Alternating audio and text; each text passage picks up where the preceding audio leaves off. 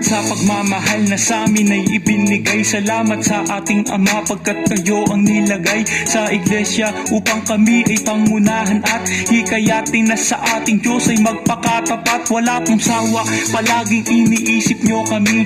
Kung minsan ay hindi na natutulog sa gabi, alam po namin yun. Kahit hindi nyo po sabihin, ginagawa lahat alang-alang po sa amin. Sa bawat payo nyo na nanggagaling sa Ama, ang mga aral tagubilin upang inyong maihanda ang iglesia na totoong maningning na dating hamak. Ngunit ngayon ay matagumpay na dahil sa awa ng ating Diyos na makapangyarihan. Dumarami pa mga kapilyang nangadalakihan. Patunay lang na pinagpala ng lubos. Mga kaalib sa iglesia ay nalalapit sa Diyos.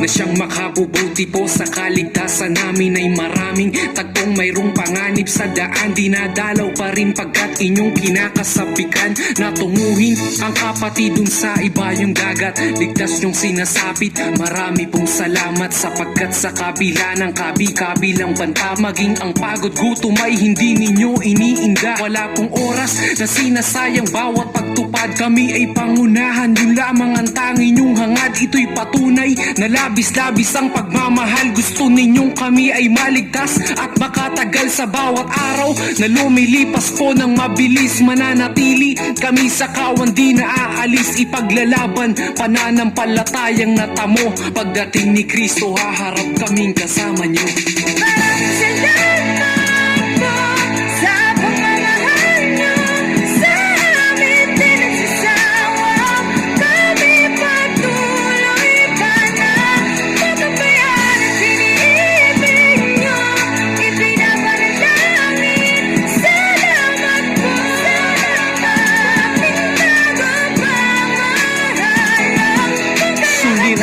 Bumangon at sa amin ay umabot na itinuturing naming isang matinding pagsubok. Pinatunayan po sa amin ng pag-ibig nyo, kaya pangako po'y di kami aalis sa tabi nyo.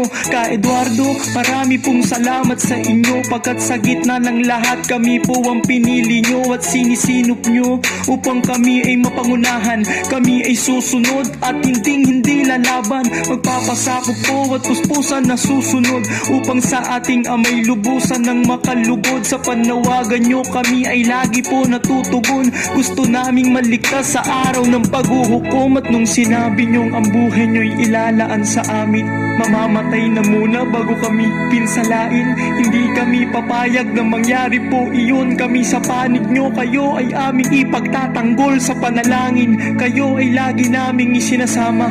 Mahal po namin kayo, aming tagapamahala. Sa amay di magsasawang ipanalangin kayo. Pangako namin kami lagi nang makikipagkaisa.